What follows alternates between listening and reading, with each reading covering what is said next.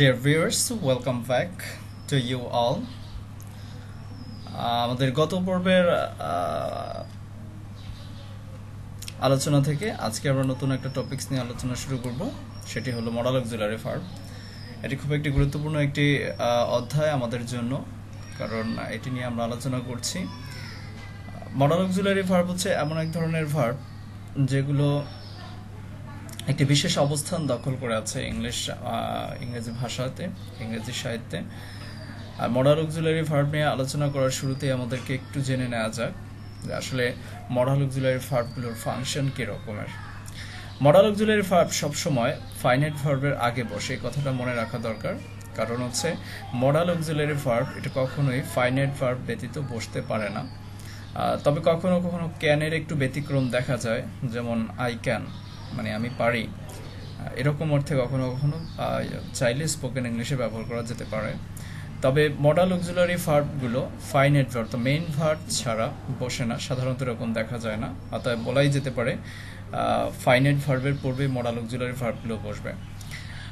দ্বিতীয় যে লাইনটি আছে সেটি হলো মডাল অক্সিলারি ভার্বের পরে সবসময় ভার্বের বেস ফর্ম বসবে। এটা খুবই ইম্পর্টেন্ট একটি কথা, শুধু একাডেমিকের জন্য নয়, বিভিন্ন প্রতিযোগিতামূলক পরীক্ষাতেও এখান থেকে প্রশ্ন ফোকাস করে। এটা জেনে নিতে হবে, মডাল অক্সিলারি ভার্বের পরে সবসময় ভার্বের বেস ফর্ম বসবে। কারণ এই যে মডাল অক্সিলারি ভার্বের পরে কখনো ভার্বের সাথে এস বাই এস অথবা আইএনজি অথবা মানে ভার্বের পাস্ট ফর্ম কোনো রূপ পরিবর্তন করা যাবে না। একবারে বলা যেতে পারে সোল ফর্ম ব্যবহার করতে হবে মডাল অক্সিলারি ভার্বের পরে। আর পরবর্তীতে যেটা বলা হচ্ছে, মডাল অক্সিলারি ভার্বের পরে যে ভার্বটি বসবে সে ভার্বটির সাথে ওই যে একই কথা আমি যেটা আগেও বলেছি, এস অথবা ইয়েস অথবা আইএনজি অথবা ইডি ইত্যাদি কোনো কিছু যোগ করা যাবে না। যেমন আপনি যদি কখনো বলেন যে আই ডিড দ্য ওয়ার্ক, এই সেন্টেন্সটি ভুল, কারণ I do the work. He can does the work, এরকম যদি বলা হয় তাহলে সেন্টেন্সটি অবশ্যই ভুল, কারণ হি ক্যান ডাজ নয়, he can do the work. Okay, আচ্ছা, এখানে অক্সিলারি ভার্ব সহ বিস্তারিত কিছু আলোচনা আপনাদের জন্য করে দেওয়া হয়েছে। দেখুন, আমরা যদি প্রথমেই বলি, এগুলো হচ্ছে মডাল অক্সিলারি ভার্ব। আর এই মডাল অক্সিলারি ভার্বগুলোর যে মিনিংগুলো আছে, এই মিনিংটা এখানে সম্ভবত এখানে স্পেলিং মিস্টেক আছে, MEANI, এখানে একটা এন হবে। আচ্ছা, মিনিং। এরপরে ইউজেস, ইউজ থেকে ইউজেস, এটা একটা নাউন ফর্ম। ইউজেস মানে কিভাবে ব্যবহার করবেন, আর প্র্যাকটিক্যাল এক্সাম্পল এখানে করে দেওয়া হয়েছে। অর্থাৎ বাংলা কিছু সেন্টেন্স দেওয়া হয়েছে, এগুলোর ইংলিশ আপনি নিজে নিজে করবেন এই মডাল অক্সিলারি ভার্বগুলো ব্যবহার করে। যেমন এখানে প্রথমেই বলা হচ্ছে শ্যাল। একটু বলি, এখানে অর্থটা হচ্ছে ব, বে, বেন। যেমন ডু অর্থ করা, যদি এই ডু এর সাথে ব দেওয়া হয় তাহলে হয় করব। যেমন আমি কাজটি করব, আমি কাজটি করব, এটার ইংলিশ হচ্ছে I shall do the work. এখন দেখুন, এখানে যদি আই ডু দ্য ওয়ার্ক তাহলে হয় আমি কাজটি করি, কিন্তু আমার সেন্টেন্সের ইংলিশ হবে আমি কাজটি করব। এজন্য এখানে I shall do the work, কারণ ওই শ্যালের সাথে মানে ডু এর আগে শ্যাল বসবে। আমরা মানে বাংলাতে অবশ্য শেষে, মানে কথার শেষে মানে আমরা বটা নিয়ে আসি, কিন্তু ইংলিশে ভার্বের শুরুতে নিয়ে আসবে। আমরা ক্রিয়ার শেষে ব যোগ করি, যেমন করা, করব, কিন্তু ওরা ক্রিয়ার শুরুতেই অর্থাৎ ভার্বের শুরুতেই শ্যাল নিয়ে আসবে। I shall do the work, আমি কাজটি করব, সে কাজটি করবে। He will do the work অথবা he shall do the work, তিনি কাজটি করবেন, বা সে কাজটি করবেন। হি উইল অথবা he shall do the work. এই যে এখানে আমরা বাংলাতে ব্যবহার দেখিয়ে দিয়েছি, করব, আমি করব, সে করবে, তারা করবেন ইত্যাদি। এখানে যে বাংলা তো দেওয়া হয়েছে, আমি যেখানে আলোচনা করেছি, তারপরে আপনি এই লাইনটি পড়বেন এবং এর ইংলিশটা করার চেষ্টা করবেন। আমি এখানে চাইলে আপনাকে লিখে অবশ্য দেখিয়ে দিতে পারি, একটু যদি আমাকে হেল্প করেন তো আমি এখান থেকে বিজয়টা নিয়ে এসে আমি অবশ্যই আপনাকে দেখিয়ে দিচ্ছি কিভাবে এটার ইংলিশ করবেন। অবশ্যই এখানে ইংলিশটা দেওয়াই আছে। যেমন এখানে যদি বলি যে আমি কাজটি করব, তাহলে হবে I shall do the work, WORK, work. তাহলে আপনি চাইলে নিজেও এখানে লিখতে পারবেন। সেটি হচ্ছে যেমন ধরুন আপনাকে পরবর্তী অ্যাকশনটা দিয়ে দিচ্ছে, সেটি হচ্ছে আমি সেখানে যাব, আমি সেখানে যাব। এই যে তাহলে পরবর্তীতে আপনার কাজ হবে আপনি এইটার এই যে সেন্টেন্সটি আমি সেখানে যাব এটার ইংলিশ কি হবে এটা এখানে লিখে ফেলবেন। আমি যখন এখানে বলে দিয়েছি আমি কাজটি করব I shall do the work, ঠিক পরবর্তীতে আমি সেখানে যাব তার ইংলিশ কি হবে সেটা আপনি এখানে লিখে ফেলবেন। ওকে, আচ্ছা এবারে দেখেন উইল, এখানে যে উইল আছে উইল অর্থ ববে বেন, এটা আপনারা সবাই ভালো যাবেন। উইল অর্থ ববে বেন, আচ্ছা একই অর্থে একই ধারণা। আমাদের মধ্যে আগে একটা ধারণা ছিল যে আই এবং উই এর পরে শ্যাল বসবে আর বাকি সবগুলোর পরে উইল বসবে, আসলে এরকম কোনো ভ্যারিয়েশন নেই। আপনি যে কোনো জায়গাতে চাইলে উইল ব্যবহার করতে পারবেন, তবে শ্যালটা একটু জোর দেওয়ার জন্য ব্যবহৃত হয়। উইল যেমন এই একই অর্থ, করব করবে করবেন, সে কাজটি করবে।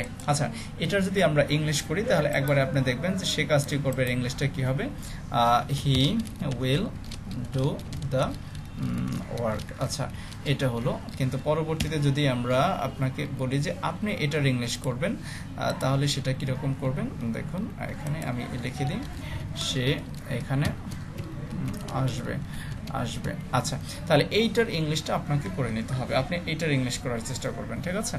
আচ্ছা এবার আসেন শুড, এই শ্যালের পাস্টে হচ্ছে শুড। একটা কথা মনে রাখবেন, এই শ্যাল অর্থ ববে বেন, কিন্তু শুড অর্থ উচিত, এটা আপনাকে মনে রাখতে হবে।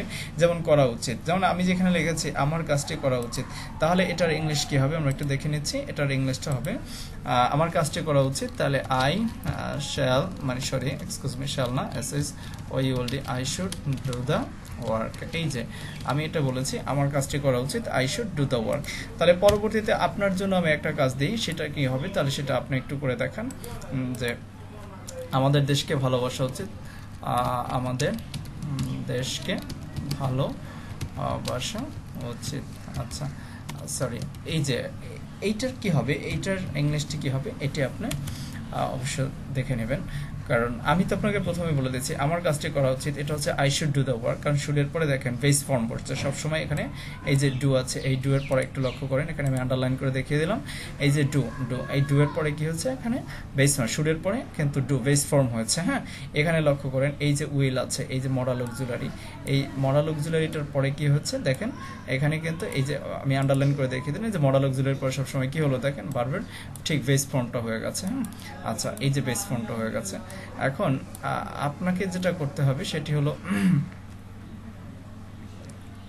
এক্সকিউজ মি, হয়তো কিছু টেকনোলজিক্যাল প্রবলেম দেখা দিচ্ছে, আমরা এখান থেকে শুরু করব।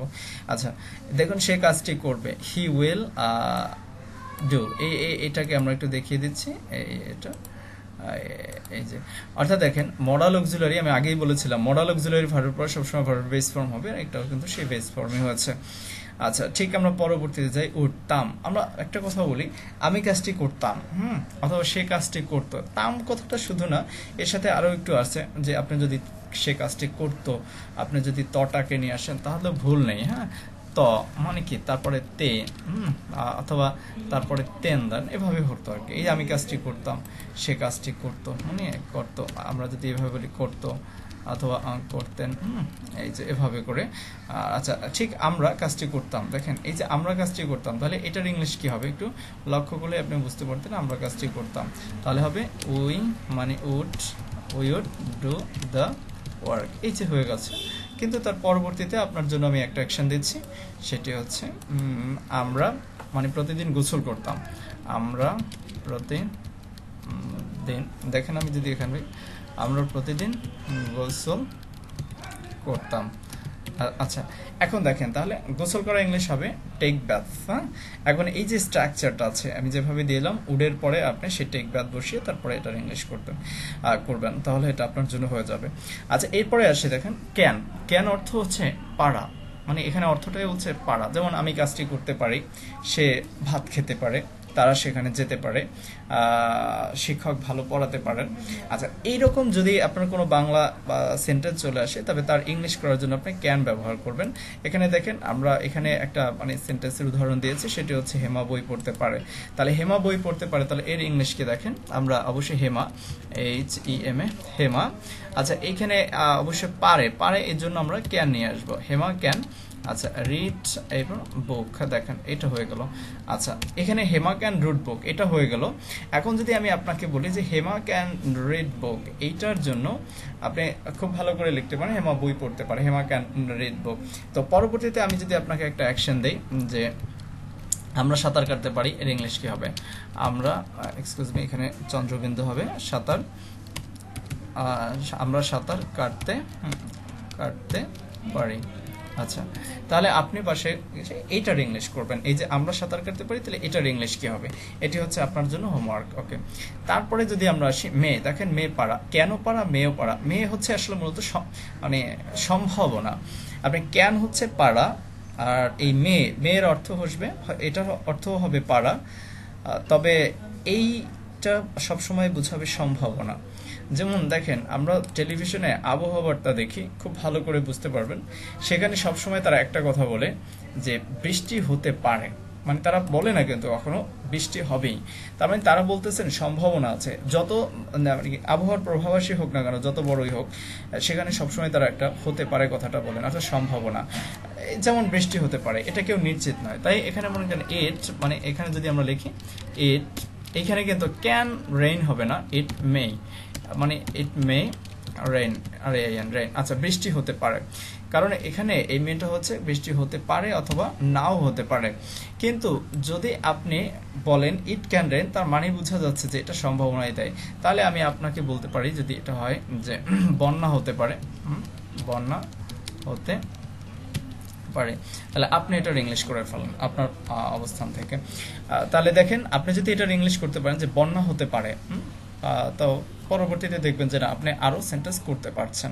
ওকে, তারপর আসেন কুড। ওই যে কুড পারতো, মানে এখানে উড পারতাম, এই কাছাকাছি আর কি। তবে ক্যানের পাস্টে হচ্ছে কুড, আর উইলের পাস্টে হচ্ছে উড। তাহলে এখানে দেখেন, শুভ্র কথা বলতে পারতো, তাহলে এইটার ইংলিশ কি হবে? আমরা যদি এখানে আসি যে শুভ্র কথা বলতে পারতো, তাহলে এর ইংলিশ দেখেন কি হয়। এই যে শুভ্র আমি লিখি, শুভ্র,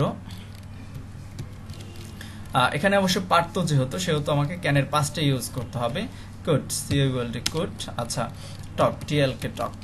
ওকে, এখন কথা হচ্ছে শুভ্র কথা বলতে পারতো, এটা হচ্ছে পাস্ট টেন্সে, কিন্তু প্রেজেন্ট হচ্ছে শুভ্র কথা বলতে পারে। এখন আমি যদি আপনাকে পরবর্তী টাস্ক দেই, সেই টাস্কে দেখেন, মানে কি, রিনা গান গাইতে পারতো, রিনা গান গাইতে পারতো। আচ্ছা, তাহলে আপনি এটার ইংলিশ কি সেটা করে ফেলবেন বাসায়, তাহলে দেখবেন যে আপনার একটা প্র্যাকটিসও হয়ে যাচ্ছে। আমি আপনার জন্য এখানে একটা সলিউশনও দিয়ে দিচ্ছি, সাথে সাথে একটা উদাহরণও দিয়ে দিচ্ছি, আপনি এটার ইংলিশ করে ফেলবেন। আচ্ছা, তারপরে দেখেন মাইট, এই মাইট পারতো, ওই যে এটা হচ্ছে ওই যে মেয়ের পাস্টে হচ্ছে মাইট, তাহলে মেয়ের পাস্টে যদি মাইট হয়, তাহলে আপনিও বুঝতে পারছেন যে এটা সম্ভাবনা। তাহলে বন্যা হতে পারতো, ঠিক আছে।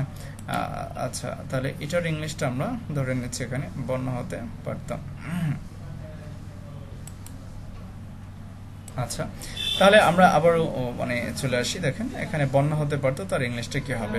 তাহলে আমরা যদি দেখি যে বন্যা হতে পারতো, তাহলে এখানে যেহেতু সাবজেক্ট নেই, সেহেতু এখানে আমরা ইট দিয়ে শুরু করব। ইট মাইট, ইট মাইট মানে স্টর্ম, স্টর্ম মানে হচ্ছে ঝড় হওয়া অথবা বন্যা হওয়া। তাহলে এই মাইট ব্যবহার করে পরবর্তীতে আপনার জন্য যে অ্যাকশনটা হবে, সেটি হচ্ছে বৃষ্টি হতে পারতো। আগে যে উদাহরণটা আমরা আবার একবার লিখেছিলাম, আপনি তাহলে এটা করে ফেলবেন, বৃষ্টি হতে পারতো। ওকে, এই যে বৃষ্টি হতে পারতো, তাহলে আপনি এটার ইংলিশ কি সেটা নিজে নিজে করে ফেলুন। ওকে, তারপরে আমরা যদি আসি পরবর্তী যেটা আছে মাস্ট, এটা আপনারা জানেন অবশ্যই বাধ্যবাধকতা বোঝাতে মাস্ট বসে, অবশ্যই যেতে হবে, অবশ্যই করতে হবে, সেই অর্থে আপনি মাস্ট ইউজ করবেন। এখন দেখেন, এখানে বলা হচ্ছে অবশ্যই করতে হবে, অবশ্যই যেতে হবে, এরকম অর্থে মাস্ট বসে, যেমন আমার অবশ্যই সেখানে যেতে হবে।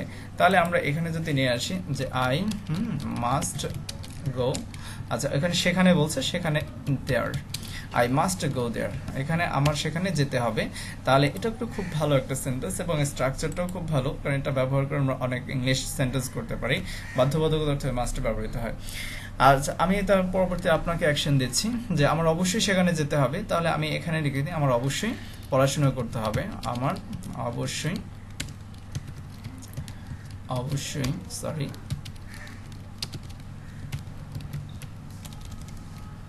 পড়াশোনা করতে হবে। রাইট, তাহলে আপনি এটার ইংলিশ করে ফেলুন। আমার অবশ্যই পড়াশোনা করতে হবে। আপনি যদি এর ইংলিশটা করতে পারেন তাহলে বুঝবেন যে আপনার মাস্টের এই ব্যবহারটা আপনার জন্য খুব ইজি হয়ে যাচ্ছে। রাইট, এবার আসেন নেট। নেটের ব্যবহার হচ্ছে মূলত, নেটের অর্থ হচ্ছে দরকার। এটা আমরা অনেক ক্ষেত্রে অনেক রকমই ব্যবহার করতে পারি। কখনো কখনো নেট মেইন ভার্ব হিসাবে বসে। আমি একটু আগে বলেছিলাম যে নিড মানে মডাল অক্সিলারি ভার্বগুলো কখনোই আপনার একা বসতে পারে না, এই অবশ্যই ফাইনাইট ভার্বে পূর্বে বসে। কিন্তু নিড হচ্ছে এখানে এমন একটি ভার্ব যেটা মডাল অক্সিলারি ভার্ব হিসেবেও বসতে পারে অথবা সে মেইন ভার্ব হিসেবেও বসতে পারে। যেমন আমরা যদি বলি যে দেখুন এখানে এক্সাম্পলের ক্ষেত্রে আমরা বলি যে যে আমার বই পড়া দরকার, ঠিক আছে? তাহলে এখানে দেখুন আই নিড রিড বুক। এই যে এই সেন্টেন্সটি আছে এখানে দেখেন এই নিড, রিডের পূর্বে নিড বসেছে। অতএব এখানে এই নিডটি হলো, এই যে নিড আমি আপনাকে আরো করে দেখাচ্ছি, দেখুন এই যে নিডটা রয়েছে, এই নিডের পরে কি আছে? রিড, মেইন ভার্ব রয়েছে। এখানে মেইন ভার্বের পূর্বে নিডটা বসে সে মডাল অক্সিলারি ভার্বের কাজ করেছে। অতএব এখানে নিড হচ্ছে মেইন ভার্ব, ঠিক মানে সরি অক্সিলারি ভার্ব। আবার যদি আমি এটাকে ঠিক এই নিডটাকেই মেইন ভার্ব হিসেবে ব্যবহার করি তাহলে দেখেন আই নিড মানি। ওকে, এখন লক্ষ্য করেন আমার বই পড়া দরকার, আই নিড রিড বুক। এখানে এই নিডের পরে একটা ভার্ব ছিল, মেইন ভার্ব বা ফাইনাইট ভার্ব ছিল, যার ফলে এটা মডাল অক্সিলারি ভার্ব হিসেবে কাজ করেছে। কিন্তু এখানে লক্ষ্য করেন আই নিড মানি, এই নিডের পরে কিন্তু কোনো মেইন ভার্ব নেই। অতএব যেখানে মেইন ভার্ব থাকবে না, শুধু একাই নিড থাকবে, সেখানে সে মেইন ভার্ব হিসেবেই কাজ করবে, এখানে আর মডাল অক্সিলারি হিসেবে কাজ করবে না। কোনো ভার্বকে মডাল অক্সিলারি ভার্ব আপনি তখনই নির্ধারণ করবেন যখন এই মডাল অক্সিলারি ভার্বের পরে ঠিক এখানে একটা মেইন ভার্ব থাকবে অথবা এখানে একটা মানে ফাইনাইট ভার্ব থাকবে। যদি সেটা থাকে তাহলে এখানে এটাকে আপনি মেইন ভার্ব হিসেবে উল্লেখ করতে পারবেন না, নিড মডাল অক্সিলারি ভার্ব হিসেবে তখন বলবেন। আচ্ছা, টু এর আরো একটা ব্যবহার আছে। পরবর্তীতে আসেন অট টু, মানে যেখানে শুড বসে তার বিপরীতে অট টুও বসে। শুড অর্থ উচিত আর অট টু হচ্ছে উচিত, তবে এই উচিতটা একটু খেয়াল রাখবেন, সেটা হচ্ছে আমাদের সকলের উচিত। যেমন দেখেন দেশকে ভালোবাসা উচিত, এটা আমাদের সকলেরই উচিত, তাই না? এই জন্য আমরা অট টু ব্যবহার করি, যেমন we should love our COUN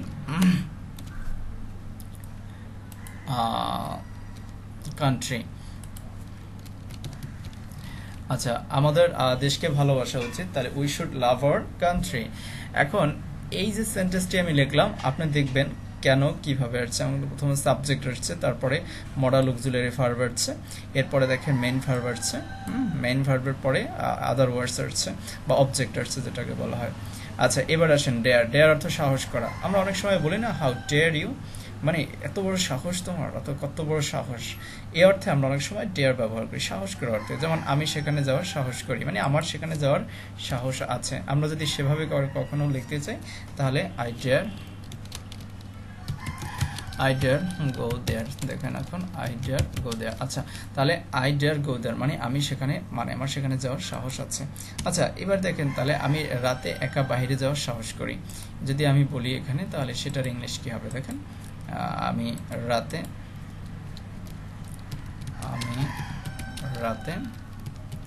একা বাইরে যাওয়ার সাহস